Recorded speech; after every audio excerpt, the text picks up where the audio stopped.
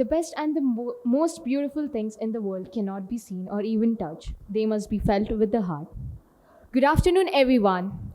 Warm welcome to all of you for today's event, Sanvedana, which means compassion in life. We are here gathered to explore and commemorate the theme of compassion in everyone individual life. Today, we will hear from our esteemed speakers who have embodied this theme in their remarkable journeys. To begin with this special occasion, let us start with a prayer to invoke blessing and positive energy. Please join me in welcoming Anvika and her team to lead us in prayer.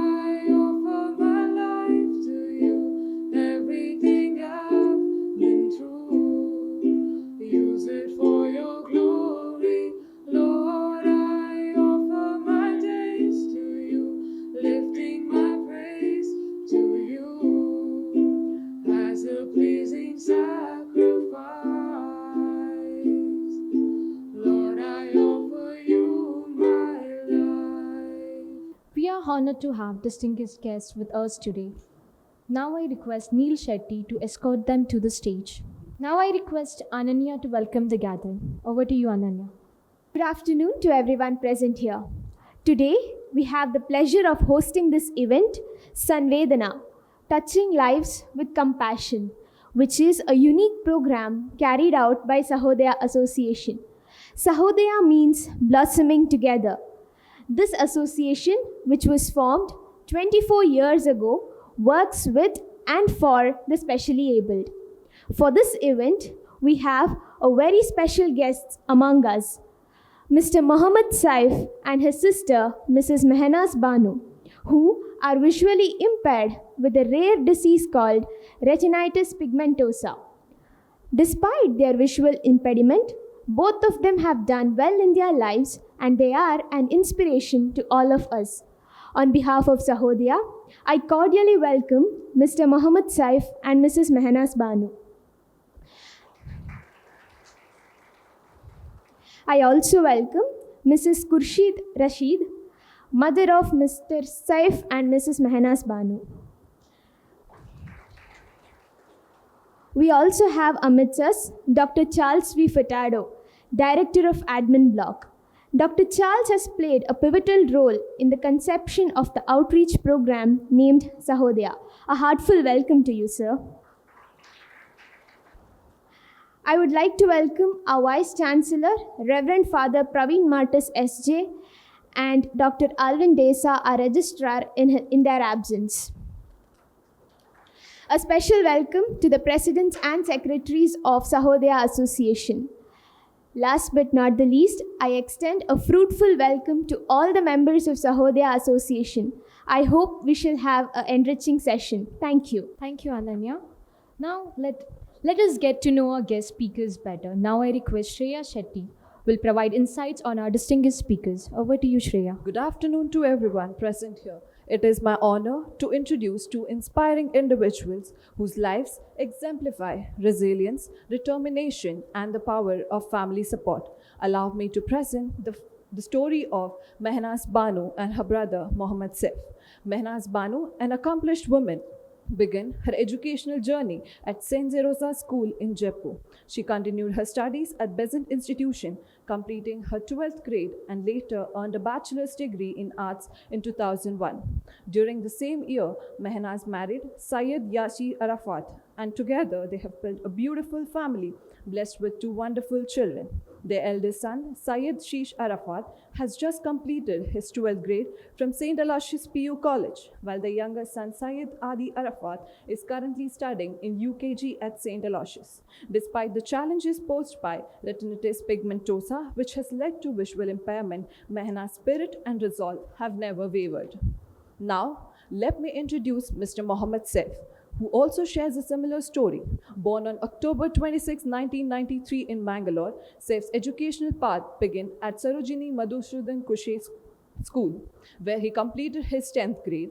He then attended St. Aloysius PU College for his 12th grade and went on to earn a Bachelor of Business Management degree from St. Aloysius College in the year 2014. Since 2015, Mr. Saif has been a senior principal recruiter at People Gamut HR Solution, a renowned human resource management consulting and staffing solution firm. Saif has also shown an incredible resilience in the face of visual impairment caused by retinitis pigmentosa. He is also a brother of Mrs. Mehnaz Panu. Both Mehnaz and Saif has shown incredible resilience, strengthening their bond and determination to success, together with their brother Wasim Alam. The story is one of perseverance and unity. Their journey reminds us that with courage and support, we can overcome any obstacle and achieve our dream. I heartily welcome you both, sir and ma'am. Thank you, Shreya. The only way to do great work is to love what you do. I would like to formally welcome all our guests, speakers, and attendees to Sanvedana. Your presence here today signifies the importance of compassion in our life. To plant a garden is to believe in tomorrow, as a token of our appreciation and to symbolize our commitment to a better future. We will now present our welcome by offering flowers to our guests. Now I request Neil Shetty to offer a flower to our guest, Ms. Mehnaz.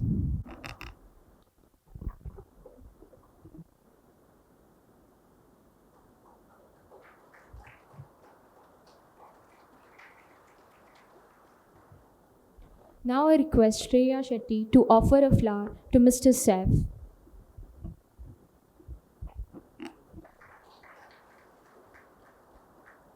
Now I request Shrestha to offer a flower to our director of admin blocks.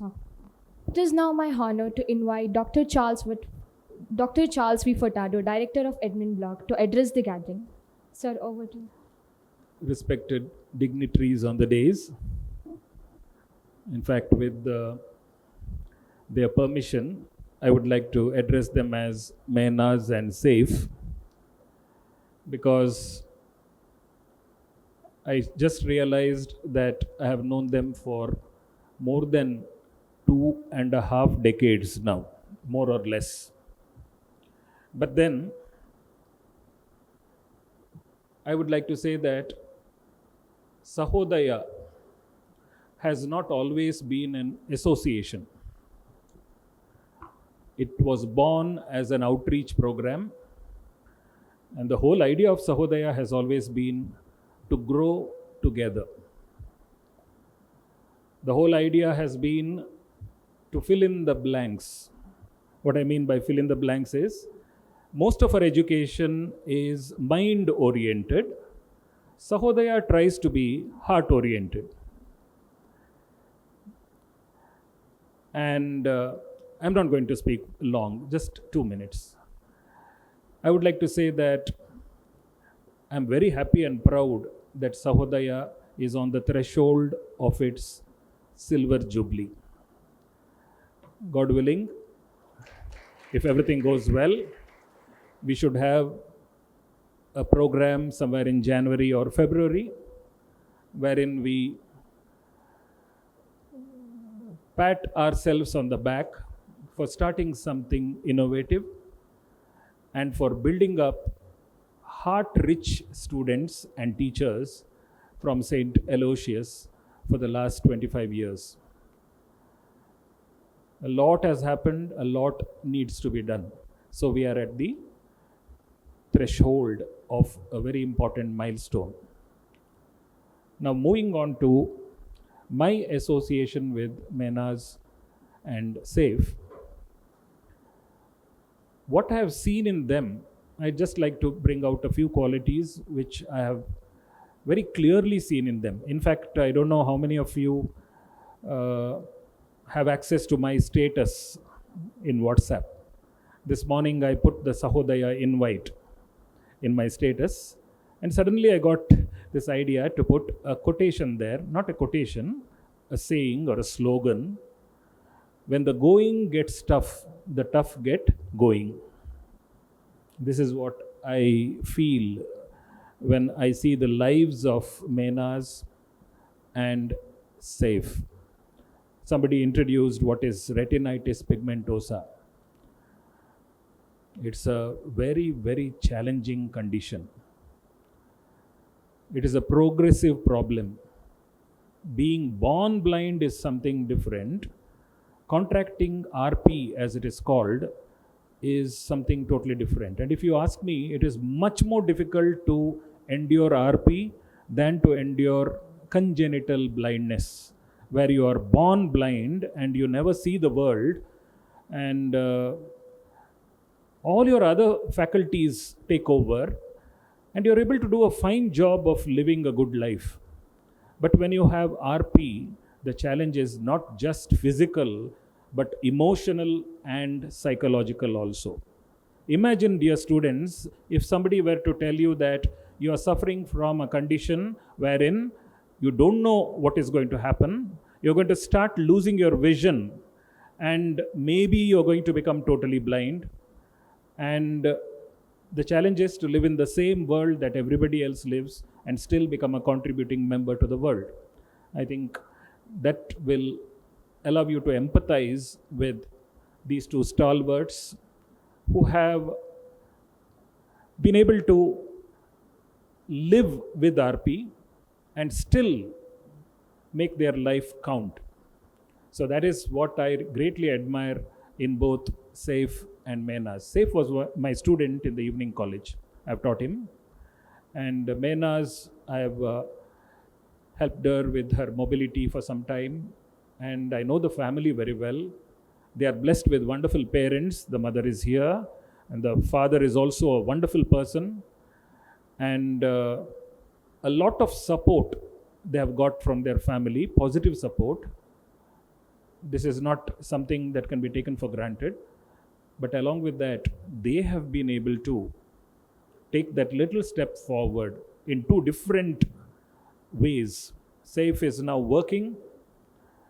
Menas is also working as a homemaker, taking responsibility of her children, and has had to face many ups and downs in her life and his life, but both of them are able to move ahead. So I'm very happy to have them here this afternoon. I'm going to stop talking here and leave the stage to the two guests of this afternoon. I would like to thank Roshan sir, Bhumika ma'am, Alita ma'am, and Vinay sir for Sahodaya. I think you are the right people. I'm telling this from my heart because I know all four of them. They are heart-strong people, not headstrong people. And I'm sure with their leadership, Sahodaya is going to have a wonderful academic year ahead. You're going to have many meaningful programs, inspirational programs, and all Sahodayans are usually different. This is from experience of nearly 25 years now. Sahodayans somehow become leaders because they become great empathizers. They are able to put themselves in the shoes of others. And I think the world needs youngsters like this today, to be able to treat others as your equals, to be able to celebrate your differences, to be able to look at the world from somebody else's eyes, and also to be able to accompany people hand in hand and grow together. So thank you for this opportunity to say a few words. I wish this program all the best, and I would hand over the session to our resource persons. Thank you. Strength does not come from physical capacity, it comes from indomitable will. Our guest speaker, Ms. Mehnaz Banu, Mr. Saif's sister. Ms. Banu has led a life full of compassion and strength. Ms. Banu, we look forward to hearing from you. Yeah, good afternoon, everybody. I want to introduce myself. I'm Mehnaz. I'm a housewife, and I want to proudly say I'm married to a most wonderful person in this world. I'm gifted with two kids. Both are naughty boys, and blessed with wonderful parents. Um, First of all, I would like to thank Dr. Charles Furtado, our dear sir, for giving this opportunity to come and talk about ourselves. I would also like to thank the President Roshan sir and the Secretary, I think Neil Shetty. Thank you so much for inviting us today. So today we have been invited to talk about our life. I don't know what to say much about my life, but still I'm going to try saying something. I think let me begin with my childhood. I was a very talkative girl when I was small. I used to speak so much. Um, I had no problem when I was in Montessori. I was fine then. Even my mom said when the doctors told maybe this problem began in the childhood when I was born, my mom said, no, I don't think so. It is from birth. Because she knew, like it, if it was from birth, first of all, my mom would have known about this. It was not from birth. The problem began when I went to first standard. When I went to first standard, there was a problem. The problem my mom came to know when I couldn't trace and write on the dotted letters. First thing was that when she came to know. And she was thinking like I was not interested in doing homework or studying or maybe going to school, something like that. But it was not like that. When I went to first standard, my teachers told that no, I think she's got some vision problem. She just runs to the board and then comes and writes the notes. So my parents decided to take me to the doctor. And when we went to the doctor told that we are suffering from RP. It was a very shocking thing to know. Actually, I was very small. I didn't know what is it exactly. But my parents were very sad. They didn't know how to handle this, how to face this. I was just known that my mom told, what happened, Mama? What's wrong with me? What did the doctor say? My mom said, see, you don't want to eat vegetables, you don't want to eat fruits, you don't want to drink milk. So there is some problem with your vision. Okay, mom, no problem. I'll manage. I'll eat everything. Then I'll be fine. My mom said, yeah, you'll be fine. But it was not fine. As I grew, I came to know there is some problem and it's not going to be okay. Even the specs is not going to work on me. I was a very good student in my school life. I was doing well. I was good in studies. I loved to be participating in all the activities. I loved singing. I loved dancing. I loved acting, and I participated in all the competitions in school. And I was representing myself as a main singer of the school, and I won many prizes for my school. And my study time was very tough. It was difficult for me to manage to write notes and all that. But I didn't want to have any excuse from my or sympathy from my teachers. I used to work hard and write notes. Sometimes even my friends used to write notes for me. My parents used to write notes for me. I managed anyhow. And I participated in all the competitions in the school. I had fun. Sometimes some students used to make fun of me, "Oh, what's wrong with you? Why are you doing like this? Just see here, I'm here. Just see here, I'm here. How much is this? How much is this?" They used to ask like that and make fun of me. But I never felt bad because I knew I have to come over this problem.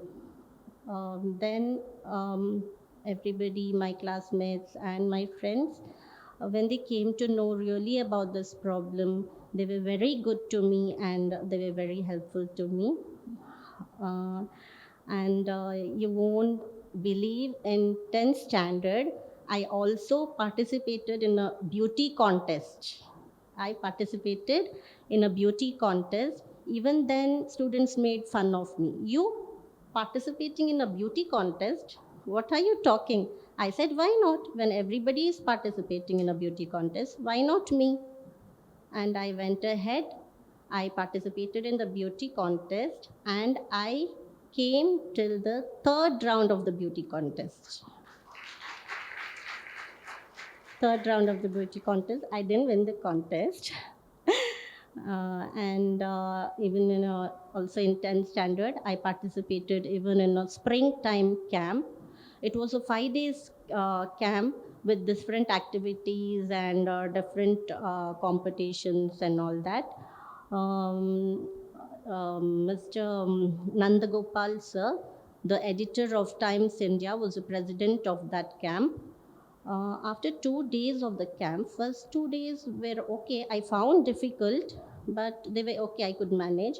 But the third day, he told me, the third day of the camp, there is a task of trekking.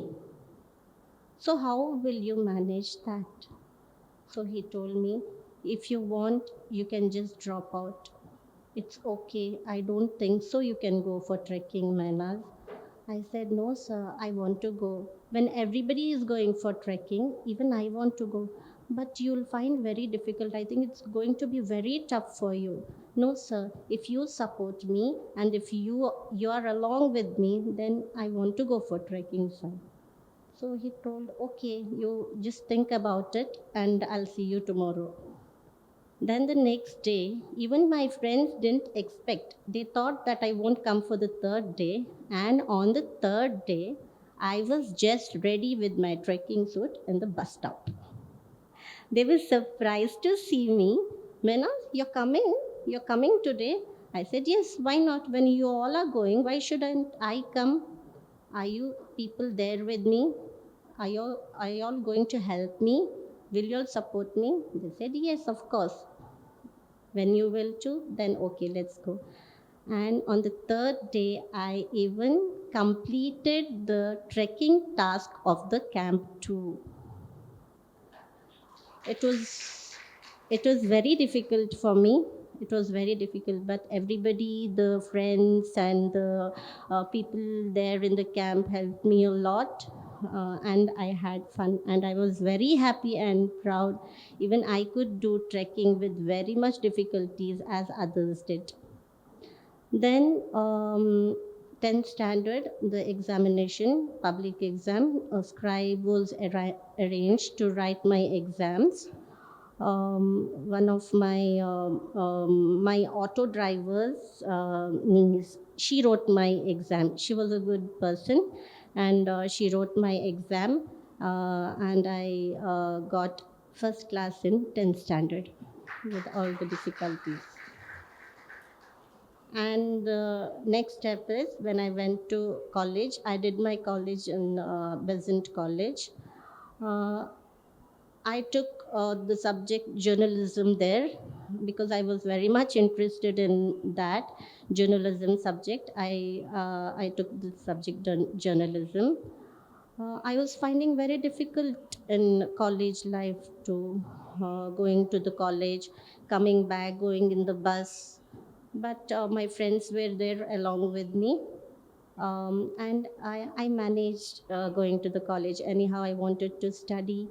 My parents and some of my relatives told, "You're finding so difficult to go to college. Why you want to do your college? Why you want to do your PU? It's okay. You finish your 10th standard. No, now you sit at home and learn something. It's okay. Why you want to go to college?" I said, "No, Dad, I want to go to college. I want to study, and I want to take even this experience going to the college and college life." Then my teachers supported me a lot in college. They helped me out in all my activities, and I was participating even in the college in all the functions in the college day, everywhere there. And when I finished my college, I was awarded as the outstanding student in cultural activities. After my college, when I was 21, I got married. I got married, as I told, I got married to the most wonderful person in this world, my hubby, Mr. Syed Yashir Arafat. He is a gem.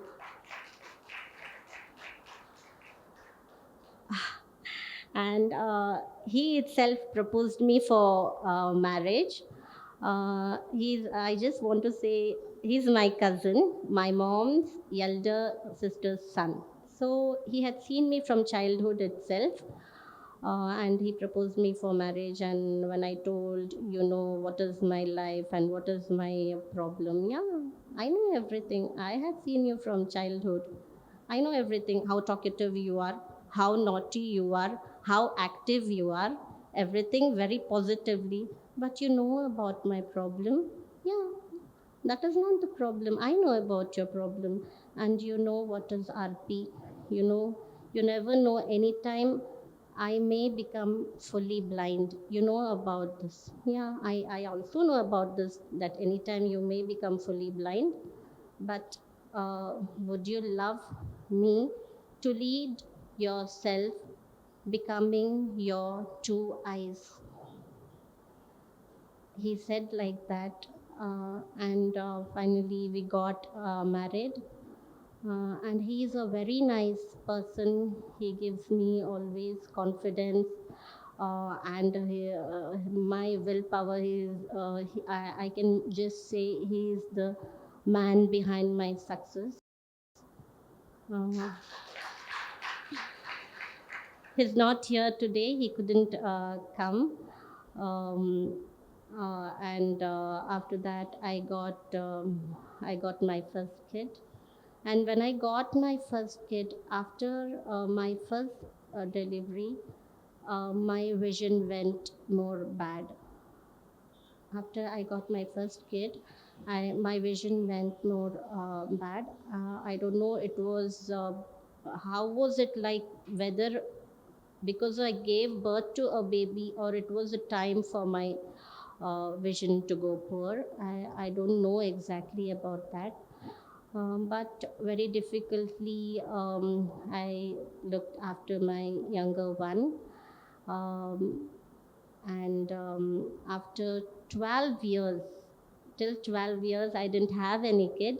After 12 years, it was a miracle. I got the second naughty boy. He's here today with the jeans and a red t-shirt there with my mom. He's very naughty, and my younger one always says, "Don't worry, Mama. When I grow big, I'll become a doctor and I'll operate your eyes." Thank you, dear. Hope so you can do that. Um, and finally, I want to say, like, I think I just forgot to thank and say about the most important person in my life, my super mom.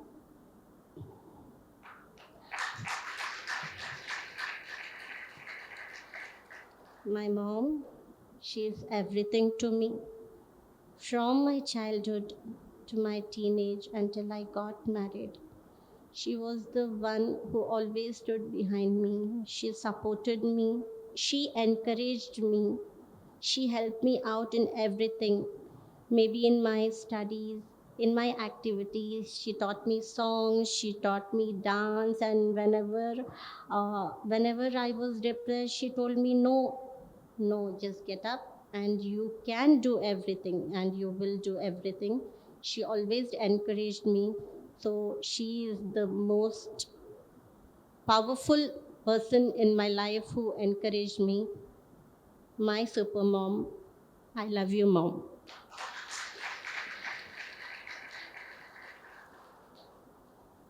Lastly, I just want to say, please, we don't need any sympathy from the society. We just need your love, your support, your encouragement. That is the most important thing what we need to lead a good and happy life. So, just as a piece of motivation, I would love to sing a small song with your permission. Maybe I will sound bad because it's a long time I didn't sing. I was just singing for my younger one, rhymes, and maybe sometimes my husband loves me singing, sometimes for him, but it's a long time.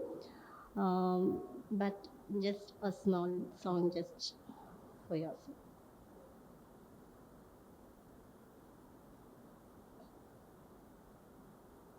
जिंदगी की यही रीत है, हार की बात ही जीत है। जिंदगी की यही रीत है, हार की बात ही जीत है। थोड़ी आंसू है, थोड़ी हंसी, थोड़ी आंसू है, थोड़ी हंसी। आज गम है तो कल है खुशी। जिंदगी की यही रीत है, हार की बात ही जीत है। गम का बादल जो चाहे तो हम मुस्कुराते रहे। गम का बादल जो चाहे तो हम मुस्कुराते रहे। अपनी आँखों की आशाओं में हम दीप जलाते रहे। अपनी आँखों की आशाओं में हम दीप जलाते रहे। खुशियाँ बांटेंगे हम, हर गम मिलके सहे। फिर क्यों आंसू बहे, बन के सहारा एक दूजे का, यूं ही चलती रहे। जिंदगी मिलके बिताएंगे, हाले दिल गा के सुनाएंगे।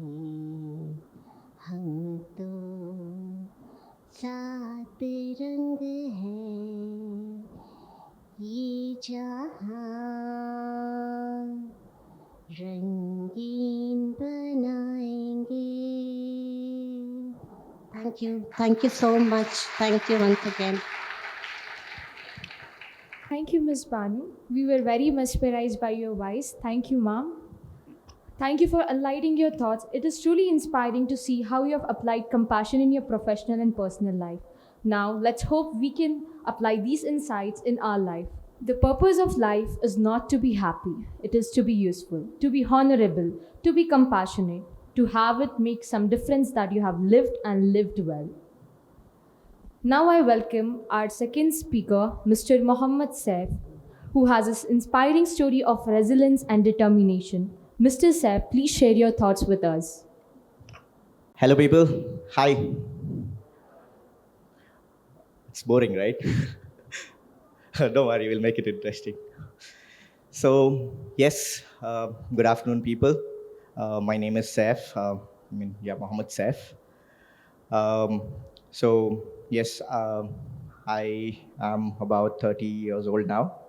Um, like I think you heard from my sister Mehnaz, she pretty much told about her story, about herself, how it was. Right? We pretty much have the similar kind of things to tell because both of us are um, suffering from the same challenge. I would say, right? And yes, to begin with, first of all, I would like to thank St. Aloysius College. Yes, the nostalgia behind this college. 10 years back, I was graduated from here. And the Sahodaya Association for giving us the visibility and opportunity uh, to gather here and probably express ourselves with our challenge in terms of visual impairment. Uh, I'm not that good in public talking. I mean, although I talk a lot, I'm a very talkative person. Um, so to begin again, yes, from my childhood days, I know my sister said, I was a very, very notorious person, very notorious, very curious, very enthusiastic person. Still the same. Uh, nothing much changed. But yes, as a kid, I think I studied in Sarojini Madhusudan Kushe School. My primary, my high school was there itself. And yes, then became a part of St. Aloysius College in my PUC, and then yes, St. Aloysius degree, evening college. Completed my BBM there. So yes, to talk about myself a bit, I think I was probably in second standard. That was about when I was about 8 years old. Uh, I think how we came to know was I think I was looking a little here and there. I was not making proper eye contact to people. Something which I may not have realized at that point of time because I was too small. But then I think my parents, people around me, started noticing. Okay, this you're not making eye contact. I'm not able to see straight. I was comfortable in my own way because I think I was probably beginning to lose my central vision at that point of time. So I was comfortable looking at people from my peripheral vision. That is how it began, and then onwards it was quite difficult initially. I think I was very small. I didn't know what was going on, to be frank. I had no clue what is going on, what is all this. Like like myself, how I am. I never put my thoughts on all these things. For me, as a kid, I would say life was pretty much like fun. I used to see my life in a very funny way. Everything was fun around me. I liked to explore and enjoy and whatnot from my childhood days. And yes, I think my parents, realized that I am suffering from the same problem. Initially, yes, again, I they still wanted to probably try and see if it was still the same problem what my sister had. But then, no, we tried all different possible things. They also initially thought that I'm not pretty much, keen on studying and all that going on like the usual mom and dad. But then at the later point, eventually they realized that I am also suffering from the same disease as my sister. So yes, what more disheartening it can be for a parent, right? For my mom and my dad, especially knowing my sister dealing with her own things, and then me suffering from the same problem. Uh, it was tough. It was very tough, especially for my parents. Yes, at that point of time, I was at least very small to probably realize what's going on. But then at the later point, when I eventually grew, probably figured out a bit, what exactly I am dealing with. I could see the change there. So uh, yes, like my sister, even I was very much into everything. My mom, especially my mom, my dad, my sister. Yes, they've always encouraged me, supported me, and always they have put me forward to each and every situation, because my sister, she knows herself better, she knows what she's going through, so she kind of knows the situation more than anyone else, right? So she wanted me to probably participate in everything. I also was encouraged in singing. I used to sing. I used to dance. I used to participate in probably each and every competitions. I actually didn't have a choice. My parents, my mom and my sister had told in my school that no need to ask him if at all there is anything coming up in terms of culturals, any program, anything. Just give his name. He's going to participate. So that's how my parents, my mom and my sister encouraged me with each and everything. Yes, I represented a uh, lot of competitions in my school days. I represented district level, state level, in terms of singing, and yeah, probably dancing in my school level itself. Yeah, a couple of times here and there, represented other colleges, inter college level, and all that. Uh, but then, yeah, that's how it was going on. And yes, then comes when you probably grow a little, right?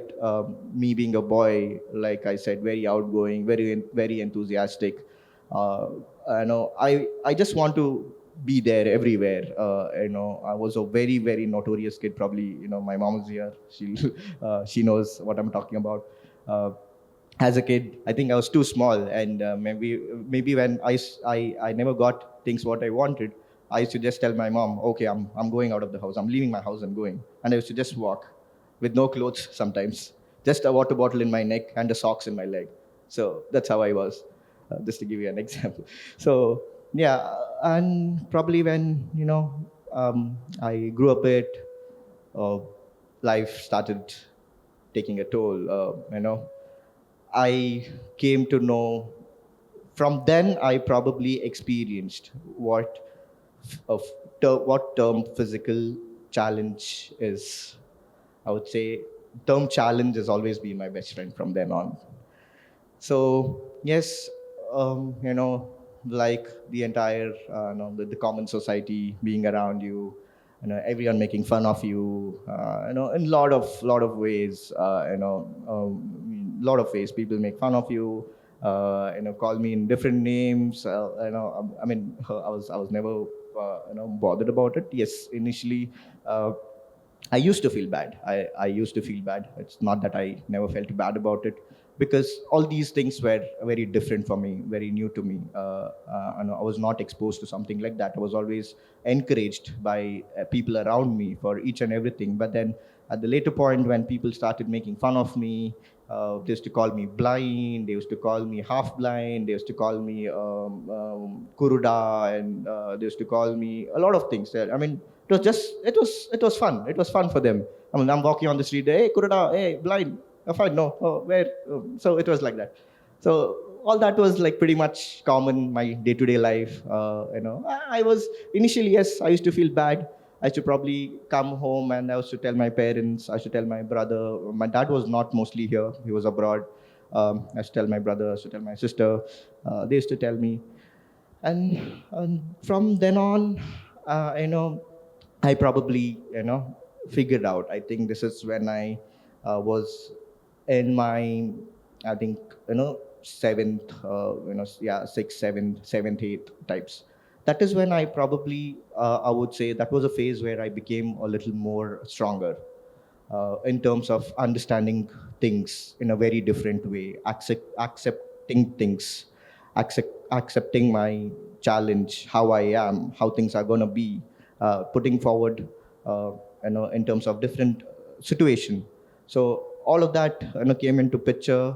Until then, I was a very casual person, chalta hai, doing all what I wanted to do. I always wanted to be there. Always, although I knew that I was having this issue and this problem. I just wanted to be everywhere, like just like everyone. I wanted to do that. I wanted to do this. I wanted to ride cycle. I wanted to go everywhere, play in the field, ground, here, there, go to all possible places, be a part of all possible gatherings. We being in Mangalore with having a very diverse culture. Um, Thankfully to our parents, we never had any restrictions anywhere, anytime. We were always encouraged to go to all social gatherings.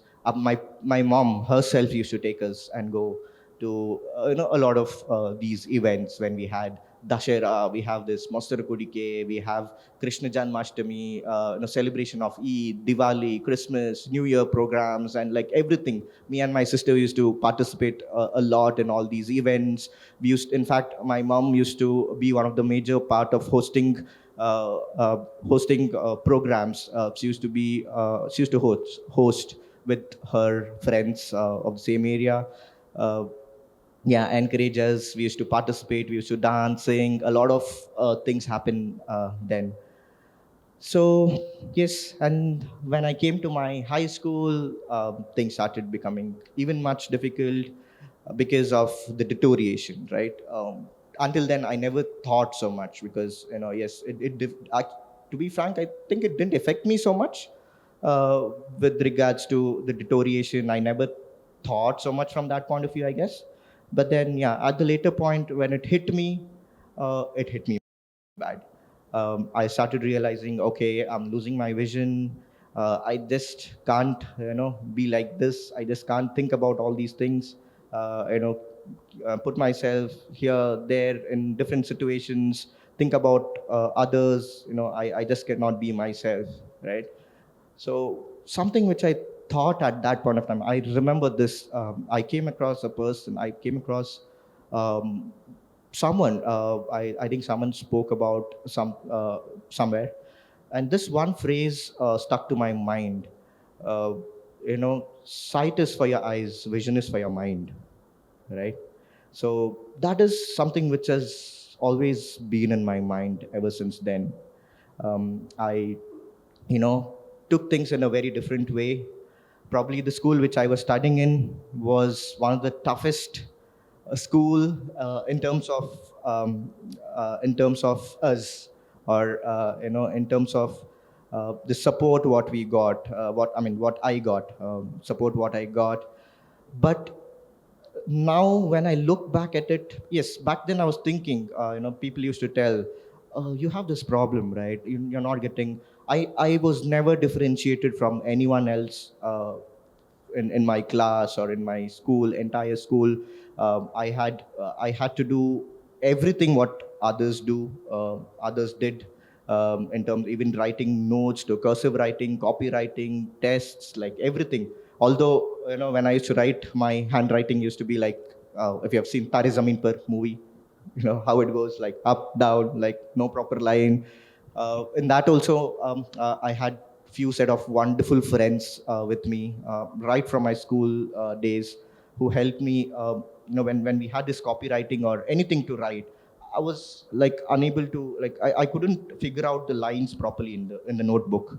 It was very difficult for me. They used to make sure they used to draw another line in the marker on top of the line which was there in the book, and then make it a little more visible. And I mean, all sort of things I used to get those help. But till date, I don't think anyone else has written my notes, or we didn't have that thing.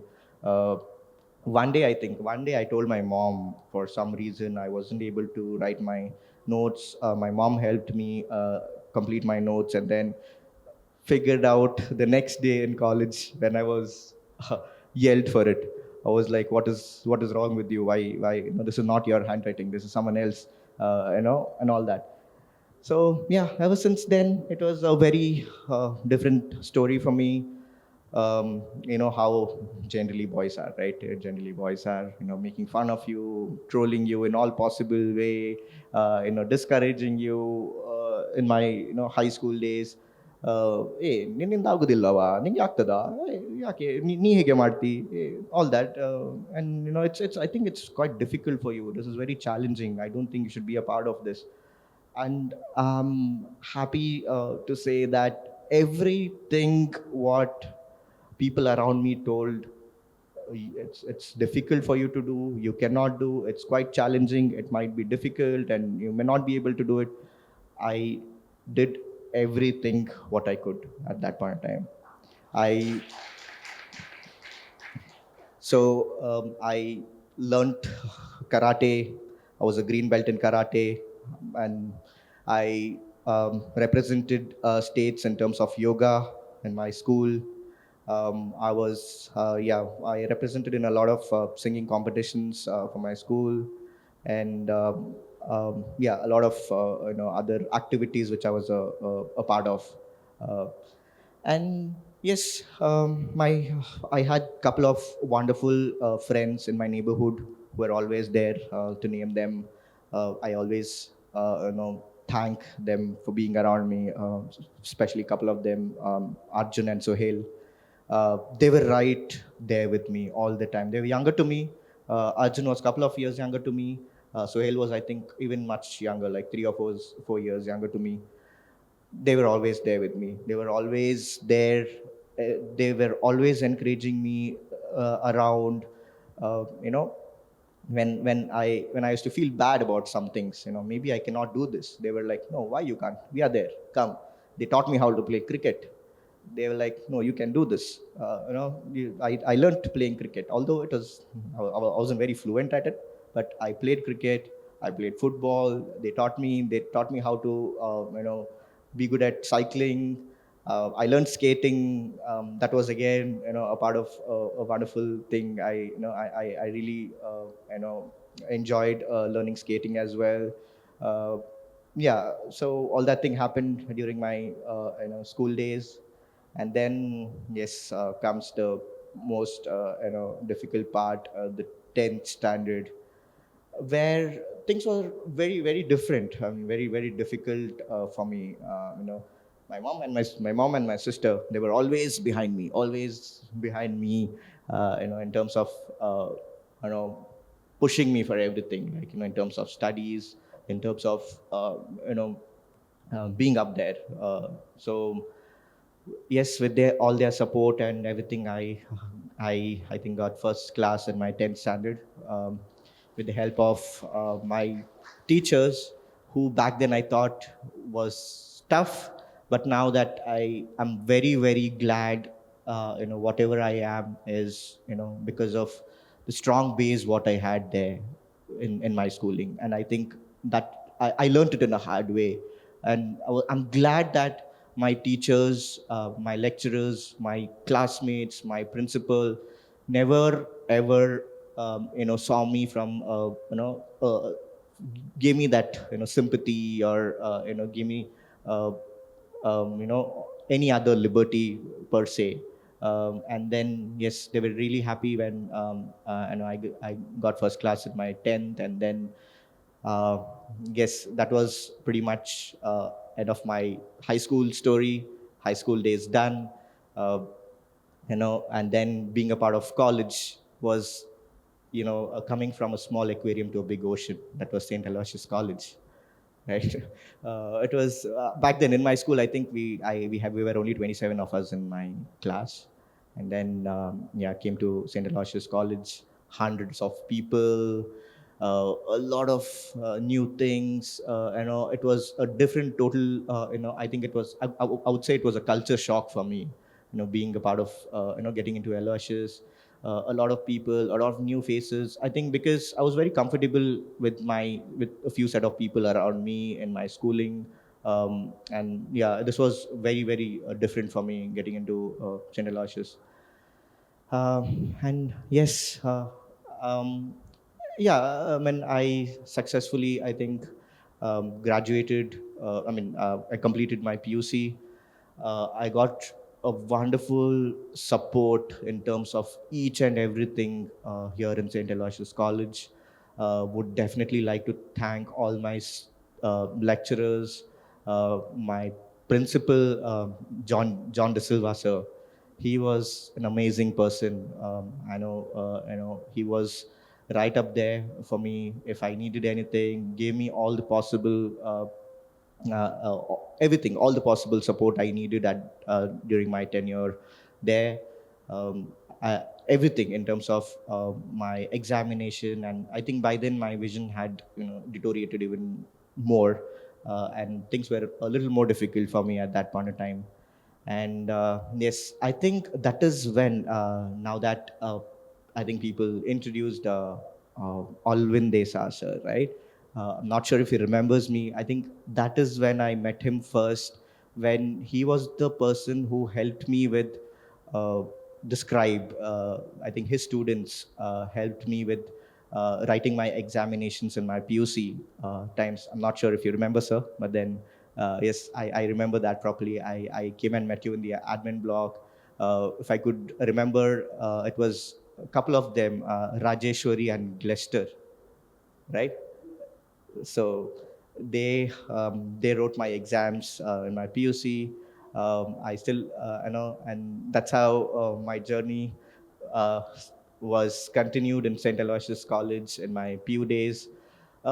Yeah, so coming to St. Aloysius, things were very different because it was I grew a little more. Things were kind of very difficult. It was difficult, yes, but I was still the same. I was people, my friends call me half crack all the time. So I was that way. But then I never got much exposed. That was because of myself. I always thought in a very different way at that point in time. Okay, a lot of people, a lot of new talent, a lot of people, a lot of things were going on in my head. But then thankfully that is when Charles Furtado sir, I think he gave me a lot of guidance. He gave me a lot of guidance. He encouraged me. He was always there with me throughout my PU days. Always guiding me in the right path, giving me confidence. And yeah, thank you so much, sir. Because of you, I think that was a very tough phase of mine during my PUC. Getting coming to end of I think the teenage. How most of y'all might relate how teenage would be at that point in time, and especially having this going through visual impairment was not easy. But then yes, I can proudly say I dealt with everything very confidently. And yes, I completed my PUC. Second PUC board exams again, where that was very different, I would say it was very difficult because of the rules and all that. It was very difficult to the exam, right? I think the scribe was from some other stream, and it was sort of very difficult for me to explain the terms. Oh yes, I forgot to tell one thing. So when I joined my PUC, right, a lot of people told me, you're joining the PUC. What subject are you taking? People started giving me, suggestions. I think it's better you take arts because it's a lot of theory. You don't have any practicals. I know it was all that, a lot of suggestions, everyone telling me on the same lines, and all that. But then, yeah, I would have probably, I wanted to take science, but then, I picturized myself. I know my capabilities, and I was not a very much person. I was not a person who was very much into this physics and chemistry and biology, and that was not my thing because I never liked them so much during my school days itself. So, but then, a lot of people told taking commerce would be difficult for you, right? Accounts again, a lot of things coming in. It is not going to be easy. So I took, um, I pretty much took everything as a challenge. I took commerce, and in commerce, I took statistics as my main subject, which everyone were like pretty much shocked. How are you going to manage statistics? Because if y'all can relate, accounts and statistics is probably everything on the board, and I couldn't see the board. I don't know what is happening in the board. I have no clue. But thankfully, for my friends being around, and my parents had put me to a personal tutorials where they taught me personally. I had to take this as a challenge. I always kept things in mind. Anything which people tell you can't do it, I wanted to do that. Like, why can't I do it? ಯಾಕೆ ಆಗುದಿಲ್ಲ ಆಗ್ತದೆ, ನಾನು ಮಾಡ್ತೇನೆ, ನಾನು ಮಾಡಿ ತೋರಿಸ್ತೇನೆ. People tell. So yeah, I did it and probably passed my PUC. Was done with my PUC. um, and yeah, and then uh, there comes a very big twist, I would say. In my life, I was clueless. I was clueless as to, because things were getting tougher and tougher for me. Like as I grew, people being around, there were hardly handful of people who were encouraging you. Rather, there were more people discouraging you everywhere. It's difficult. You can't. What are you going to do? How are you going to manage? This is not happening. Degree now. So many things coming up. You have to take specialization. That this, and then thankfully, I would say Charles sir. If I could tell him, describe him in one word, he would be an angel sent by a god, right? So again, he personally took me to Bangalore. He introduced me to Enable India. I was clueless back then as well, but Charles sir told me what this is all about. Where he took me to, he introduced me to Enable India, got my admissions there, um, and there I learned a lot of things, um, to be independent. To be independent. So basically, if I don't know if people know about Enable India, it was again an institution where they used to uh, train a lot of people with special challenges, especially with the visual impairment, in terms of how to deal their professional life, how to look forward to their professional life, in terms of being independent, uh, um, being independent, and I don't know if people are very familiar about the JAWS software. It's like a screen reader software, where people like me use a lot, in terms of reading everything. That is how I learned how to use computer, how to access computer, and I was always very fond of technology. I was a very tech savvy person. I was very much interested with gadgets right from my school days. I liked to know a lot about the gadgets and all that. And then when when when Charles sir introduced me to this, you have no idea. I was so much relieved. I was so much satisfied. I was so happy that this is something which was really, really, really needed for me at that point of time. And success. I was very much successful there. I was again in Enable India. Also, I was one of the outstanding student there. Um, I was a part of an association there where I took an initiative to help people. Maybe I was quite better. I mean, what Enable India taught me was until then it was things were very different because I was in Mangalore.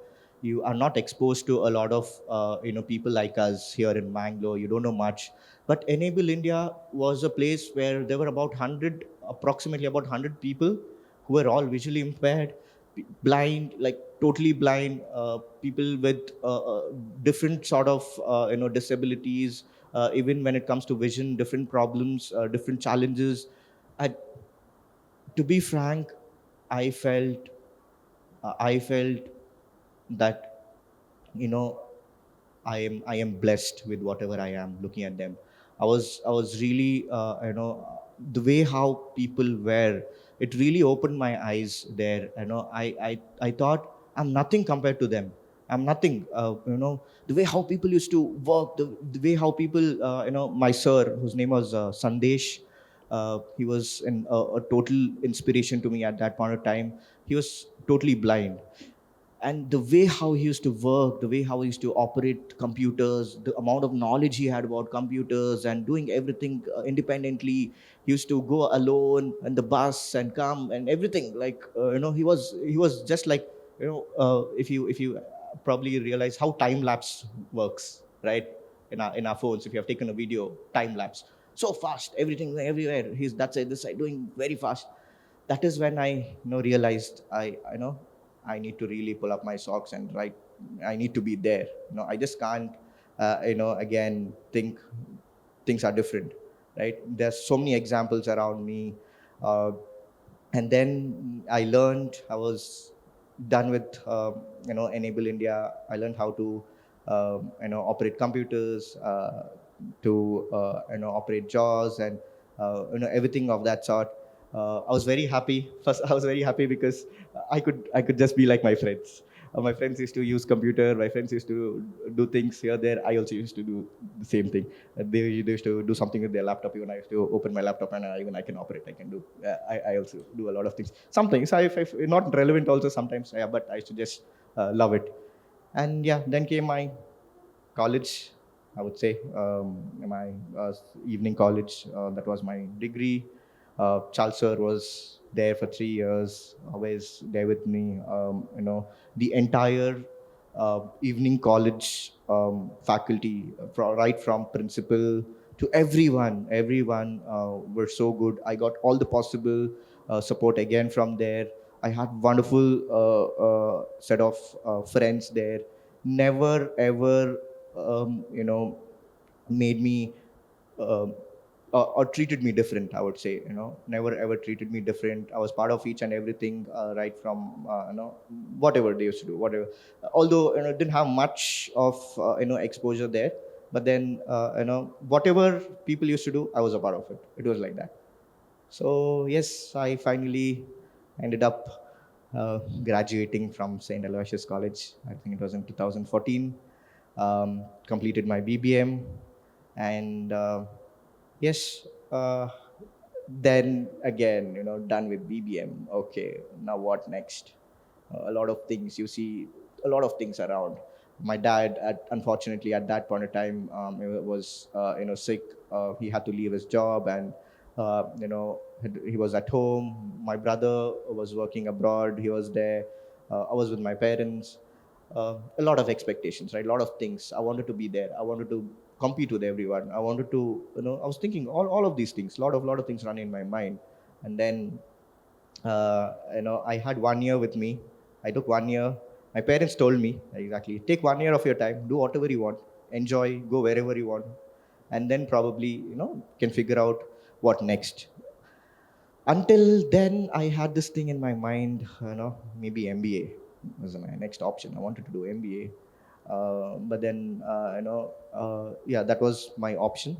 Uh, and yes, thankfully, fortunately, I would say, when just before I was doing a little bit of research about MBA and thinking about giving this exams for my MBA and all that, I just ended up going to this place, People Gamut.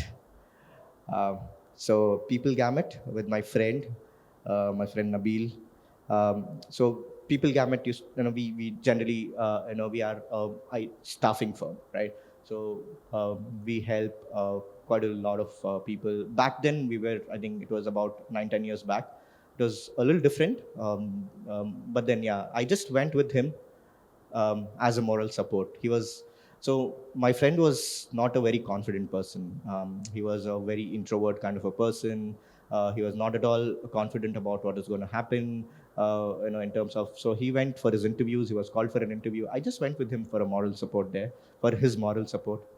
And then, yeah, by the end of it, I just came back home with with the job in my hand. So, yeah, that was a very a surprising thing for me as well. I went with him. I, like usual, my boss, Mr. Sherwin Mabin, and his wife, Mrs. Mona Patel. So I ended up talking to them because, like, I did a bit of sitting there. I just tried. I was listening to people. I was listening to people there talking a lot of tech, lot of technology related terms, a lot of technical stuff, which was very much interesting for me because, like I said, I was always a very tech savvy sort of a person. I that interested me. That caught my eye, ears, I would say. And then, like my usual thing, I was very curious. I wanted to go and ask them, okay, what is this all about? What are you guys doing? What are you guys up to? What is this company all about? So they spoke to me and they asked me, and then my boss came and spoke to me about, just casually asked about myself. So I told him, I just completed my degree. I'm looking forward for my MBA. But this is something very interesting. I see people talking a lot of tech here, a lot of technology related terms. Something which is very interesting for me. And he asked me about myself. I told about my vision issues. I spoke to him about me exact um, challenge what I had, where I came from, and everything. And then told him about what I'm looking forward to, and all that. And then he called his wife, who's another partner of our of company itself. So he called her. She also spoke to me. Then they discussed something, and then they called me again, and then they asked me, like, would you like to work with us? um, you know the exact words what they told was, you're very different. We see that, we see a very different personality in you. You're very, we see that vision, we see that hunger, we see a lot of curiosity in you, and that is something, we would want to see in our company, being around a lot of positivity around. So that's how I ended up getting my job. And Alhamdulillah, it's been 9 years. I am working as a senior principal recruiter now, um, representing representing my company in a lot of tech events, a lot of conferences. We talk to I have conversations with a lot of people in the IT industry, from the CXO levels to the directors levels to a lot of senior folks. All these are top-notch IT companies across the globe. Most of it are American companies, European-based companies. I'll be a part of a lot of these, tech events and a lot of conferences, a lot of business developments. Yeah, representing my company and Mangalore, from Mangalore. So my company is there in other. I mean, we are present in other places as well. So yeah, I represent Mangalore. And yeah, that's how I am here now. So yes, I know I spoke a little lot, but a little more, but that's how my journey throughout was. So coming to something which I always thought, few things throughout my journey, like throughout my life. When I came across different sort of challenges, sort of situation, looking at people, evaluating people, different category, different characters, eventually, I think all these things which always, like whoever discouraged me, whoever pulled me down, whoever, uh, you know, where all these scenarios, I think these things made me much stronger. This is what I think. These things made me much stronger. Whatever I am is because of all these things.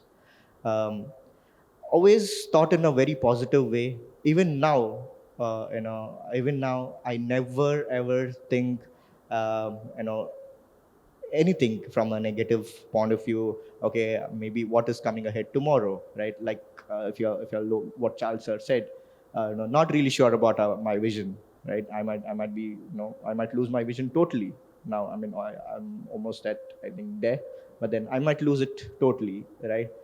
But if I sit and think about all that, right, I'm just going to put myself into much more trouble, is what I feel. you know Rather, I am a believer. I am a person who always believed in positivity. Always, I was always a very positive person. Anything happens for good. Everything happens for good. um, I was that sort of a person, always, entertaining myself, entertaining people around me. What mattered to me the most was, the happiness and joy and the smiles, the smile around me, like, in people around me, I would say. So always being very, positive about things. That is what I think, kept me going. And I think it should be the same to everyone. I mean, it's just not because, we are visually impaired. We coming with, challenges, coming with a lot of, so-called, negativity around us. uh, One thing which I can relate to, this is, I think many people watch cricket here, right? Um, so MS Dhoni, I'm again, yeah, I'm a very, I love cricket. I love cricket. I mean, although I used to play cricket, I can't play now, but then I love cricket. I still watch and listen cricket. Yes. So MS Dhoni, always kept told something back then. This was, I think, in 2008 or 9, I guess. Yeah, sometime then. I think we lost one match. India did really, really bad, and then, something happened there, and then we lost match. So and then Dhoni said this: control the controllables, right? So this is one of the other thing which, was always there in my mind. uh, you can, there's only some things which you can control, right? But things which you can control,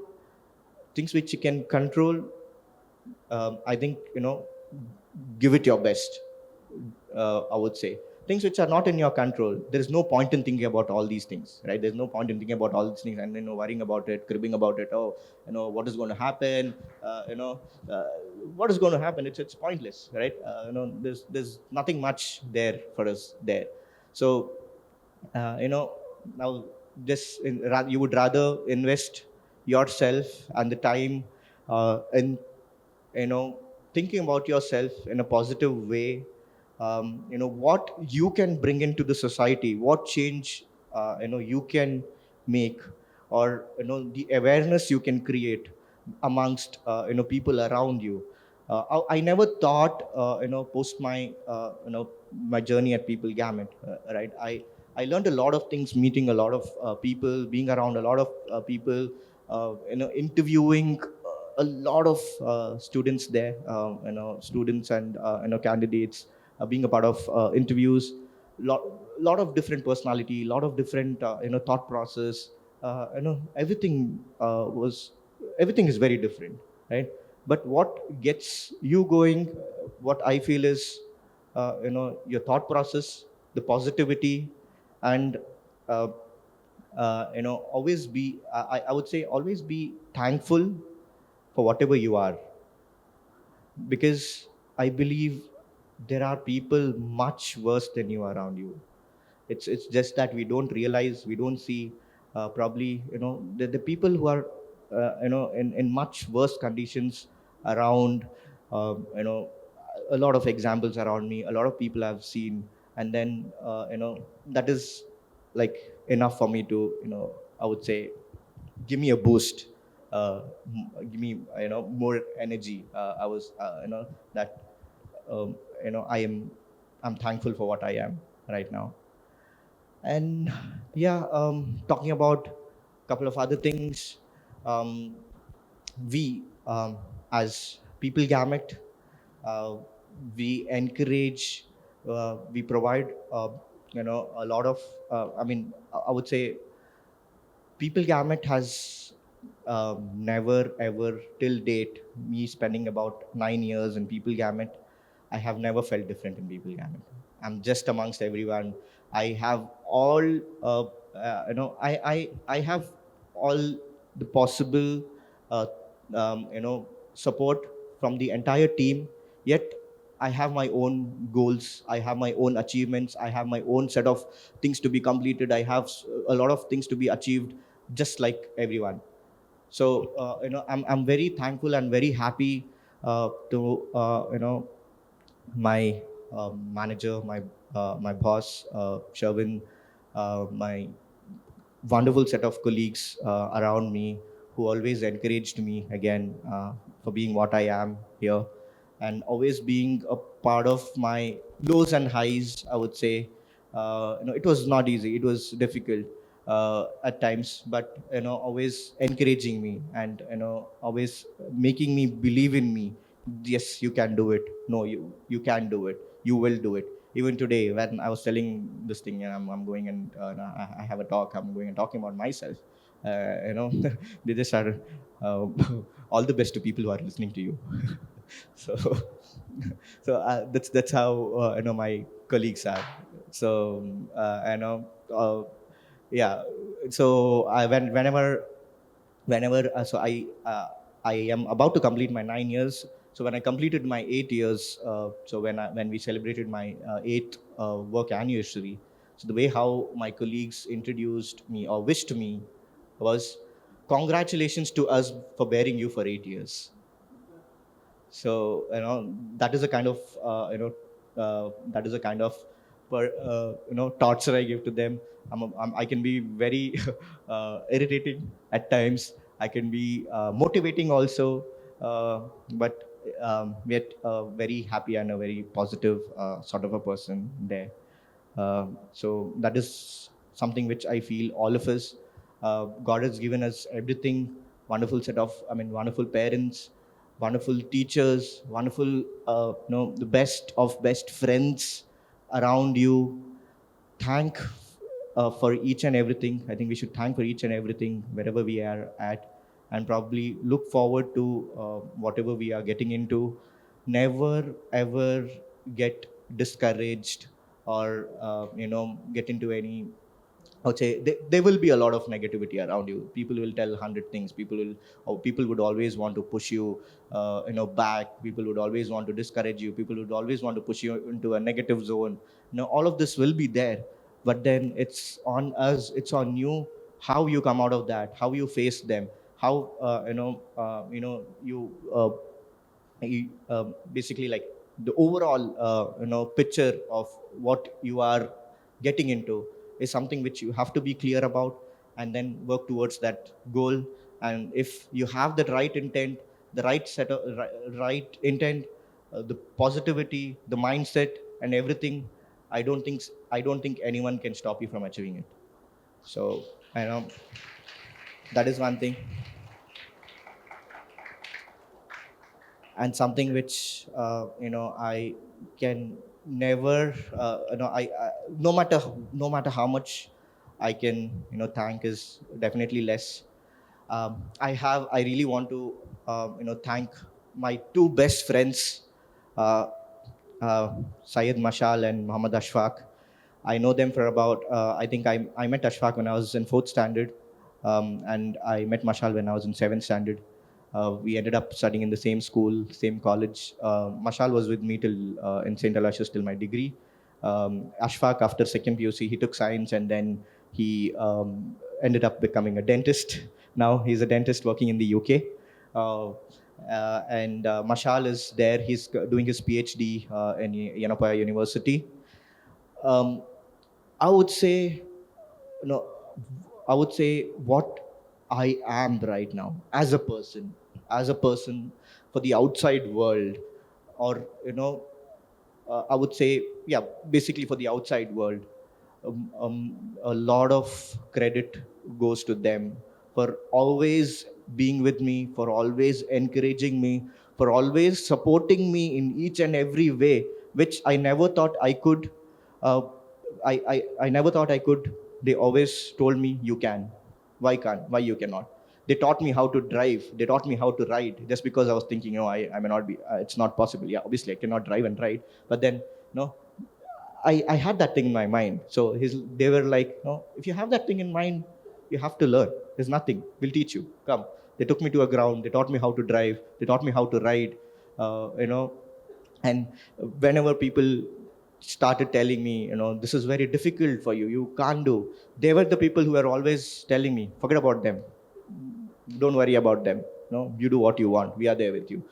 I have I have done so many crazy, treks. I've gone to like the most First of all, I would like to say I am very much inspired by you all, by you two, actually. Thank And you. secondly, you are the living example for our generation and all our Sahodians. Yes or no? Yes. Yes, show the Sahodian spirit. Yes or no? Yes. How's the Yeah. Josh people? Yeah, my question is what is that one thing that inspires you to put an continuous and effort to be where you are today? uh, the question is for me. Yeah, both of you. Okay. Uh, you would like to go first? Uh, I'm sorry, sir. Could you repeat the question? Yeah, what is that one thing that made you put effort consistently to become where you are today? I think it's just looking at people around, uh, having my, looking at people around mainly. Having said that, I think this world has a lot of, competition around you, a lot of competition right up there, right? Looking at people, you see people around you, achieving certain things, doing certain things, a lot of these things which certainly inspired me. Day in and day out I think about all these things, and look at some people, and especially my sister, my mom, people around me. And that's how I probably, I would say, get inspired by myself. uh, I would say, a lot of um, positive things around me is what kept me going, and whatever I am currently is mainly because of that, is what I feel. I think staying positive is the main key here for me. Yeah, thank you. In addition to it, I would like to say, like, by listening to your story, I forgot that I didn't had lunch and I'm hungry. Oh, I'm Yeah. sorry. I think I spoke a lot. No, no, about thank you so much for inspiring me. Thank you Yeah. so much. Yeah. My sister is telling me here how much you speak, man. Hello. My question to you all is like, what are some memorable moments or achievements in your life that you're proud of? That one thing that you're like, okay, I have done it. I think I've already told about that. Yeah, I had just forgotten. Just now, my brother reminded me. The most memorable moment in my life, one among the many of them. I think I had represented my school in composing poem competition. I love to compose poems. I write short poems and small stories, songs and rhymes, and many of my poems and songs were also published in the magazine in the school. And one moment, that wonderful moment was when I won um, uh, award for composing poems in the national level. I got third place in the national level for composing poem. That was the wonderful moment. And one more wonderful moment I just forgot to say. When I get all wawa and appreciation from my family, my friends, and my cousins for my cooking. I'm a good cook. I cook well. My family loves my cooking, and it's a different thing. I know you people may be wondering, like, how does she cook? You know what? Once I taste a dish, once I taste it, the next day I can just exactly prepare the dish same as it is. I love cooking, and I love cooking for my family. Coming to me, I think the most memorable moment uh, for me was, I think, yeah, one of them I could say is when I got the job and came home, and when I told my parents that I got a job. Um, that was a very very memorable moment for me. Looking at, I mean, yes, obviously the emotions with my parents, which was very memorable. um, and yes, definitely, couple of occasions where I did some things which I never thought which I could. When I completed one of the treks of uh, I reached the topmost point of, I'm not one of the highest, I think one of the tallest mountain. I'm not sure if people know it as, it's called as Rani Jari. It is known to be one of the very toughest trek. So when I reached the peak point and I celebrated, yes, I did it. That is one of the memorable moment which I have in my life.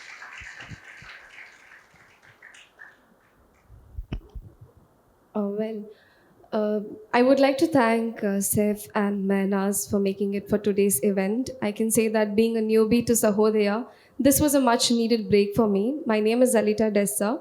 I've got two questions to both of you since your talk was very inspiring. Pertaining to the talk of Ms. Manas, you said towards the end of the talk that we do not require your sympathy, rather, we need your love and support. So, I just wanted to know, are there any misconception of blindness that you would like to share with us so that we can connect with the people outside better and able to support them? Are there such things? Both can answer. The second question, maybe I can subsequently ask you that. The way you have delivered your speech, I felt that I'm truly amazed by the way you have spoken today.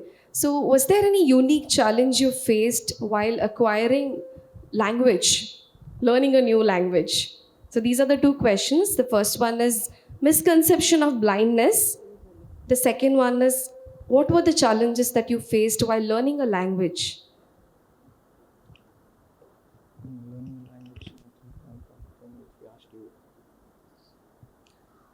Um, I think there was no any difficulty like learning a language. Um, Actually, I was very much interested in learning everything verbally. I loved learning languages. I learned many languages, maybe listening to friends and my parents, maybe on the television. And even today, you know what, when I got the invitation of today's function, I was just worried. I told my brother and I told even Charles. So it's a long time. I've never gone on this stage and I've not spoken also. Just I just when I make my child study, I speak to him in English and whatever. But moreover, in my house, I speak Hindi. There is no much touch of English language. I had taken literature in college. That's a different thing, but it's a long time. And my husband also, unfortunately, is not that educated. He lost his father when he was in 10th, and he had to stop his studies and take over his father's business. So even his English is not fluent, and I was worried, how will I talk today? Such a long time I didn't talk proper English, maybe on the stage or in such a big gathering and all that. Actually I host all the family functions, wedding functions. I'm a good host. I'm maybe a small wedding planner. With all the plannings of wedding, maybe the dress code, maybe the games and different functions, and maybe the family picnic everywhere. But that's a different thing. There, I use all the languages, maybe Hindi, English, and all that tuta futa, Kannada, and Tulu, and all. But today I was really worried. How will I talk in English? And I don't know how will my English be. And I don't think so. My English was that good as my brother's English. I'm sure. My English was not that good, but anyways, I was happy and I was confident, and I thought I can speak, I will speak, and I can do it, and I've done it. Thank you. Yes, and to answer your the other question about sorry, you told about misconception, right? About the blindness. Yes, yeah. Okay. Um, so I'm sorry. Could you please help me out with the question again? I asked, are there any misconception of blindness? Like, for example, I watched a movie recently. Over there, I heard him saying that you can talk loudly because I'm not deaf, right? So there might be some misconceptions like that that we do not know, and you might be facing that, and you might not get a platform to even, discuss that with people. So it will be, easier for us to connect with you all. So that's what I meant. Um, See, it's just that I think yes, there are quite a lot of misconceptions, that way. A lot of people think they I mean, I think it's lack of knowledge where people exactly don't know what we are into, right? What we are exactly going through. So people might think sometimes this is something which we are able to do, but it's hard at that point of time, or it's difficult to tell them or express at that point of time. No, it's sort of difficult for me, right? Example, I would say, what do you say? Getting into a new environment, especially, right? When you're getting into a new environment, when you don't know what is around you, what is everything is very new to you, right? So people people may not think that person with uh, uh, people may not think that person with visual impairment, it's sort of difficult for him to probably figure out what is around, what is there, what is here, probably that way. So I think it's just that when people probably I think think put themselves in put themselves in our situation and think accordingly, I think all the misconceptions would be gone. And I don't think so that should be, I don't think so, there's anything major there. I mean, we have come across, I mean, at least I personally have not come across anything, even though there was something I may not have taken it very seriously or understood that way. But then yeah, there's nothing much there. Yeah, thank you so much to both of you. Thanks a lot. Thank you very much, sir and ma'am, for sharing your insights and expertise with us today. Your words have truly inspired and um, provided us valuable perspectives. I'm sorry, I just missed. I wanted to tell one thing. I know I spoke a lot, but then thought I would tell somewhere there. Like my sister said, um, wherever I am right now, wherever we are at currently, me and my sister, giving us all the liberty, all the possible support, encouraging in every way, everything possible. You know, I would say, you know, we always wonder looking at all these, Marvels and DCs, like having this, different superheroes and all that, right? I would say, you know, nothing would be possible, or where nothing would be possible without a me, without mom. So I would like to thank my mom for being there for me every day of my life, from the time I open my eyes till I close my eyes, making sure everything around me is all, right there, comfortable, making sure, I am all right, I am amongst everyone, making sure that, when I go out, I have everything with me which is needed. Right from helping me pack my travel bags, travel plans, to helping me dress up for a wedding or any sort of function, and making sure I am who I am right now. So I would thank you for everything here, Rami. I know I usually don't get this to tell at home to you. I don't think so. I must have told her this, directly. But then, whatever I am is because of you mainly right now. So, yeah.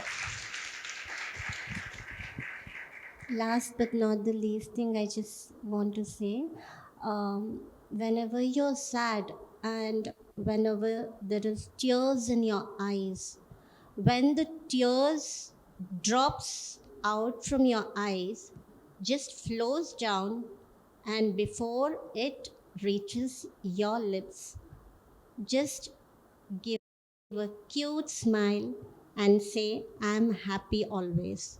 I'm happy always, and I will be happy always. And just have faith in God always. Thank you. Thank you, Ma. We greatly appreciate your time and contribution.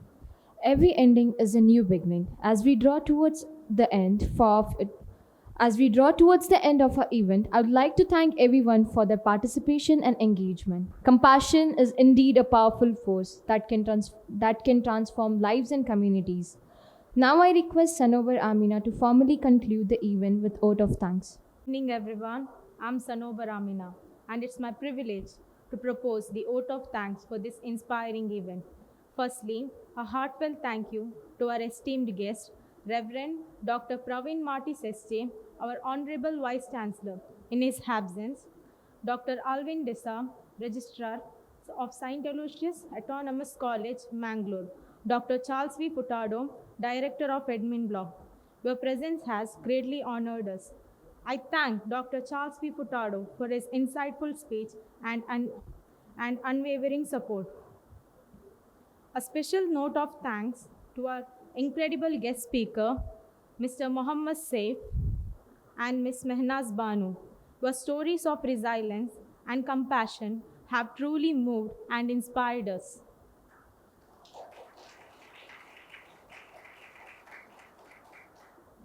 We are also deeply grateful to the presidents of Sahodaya Association, Dr. Roshan D'Souza, Mr. Vinay Dr. Ms. Alita Desa, Mr. Bhumika A. Thanks to the secretaries, Neil S. Shetty, Shreya Bhaskar Shetty, Shrestha M. Pujari, and AFAM. Your effort in organizing this event are highly commendable. I would also like to extend my gratitude to our MC Ilham for comparing this event, to all the faculty, staff, volunteers, and attendees. Thank you. Thank you for your dedication and participation.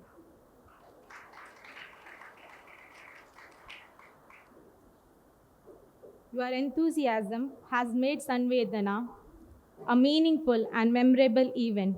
Let us carry forward the spirit of compassion we have enriched today. Thank you once again and have a wonderful day. Thank you everyone for being here. Lastly, we'll present mementos to our guests as a token of our appreciation. Now I request Now I request Roshan sir to present a memento to Mr. Mohammed Saif.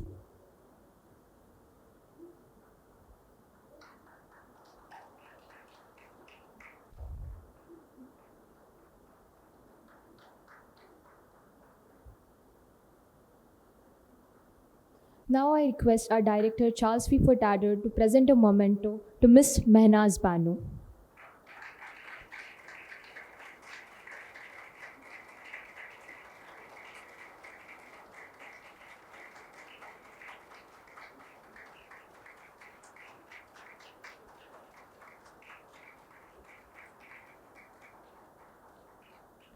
Thank you all for being here and making Sanvedana a success. Have a great day.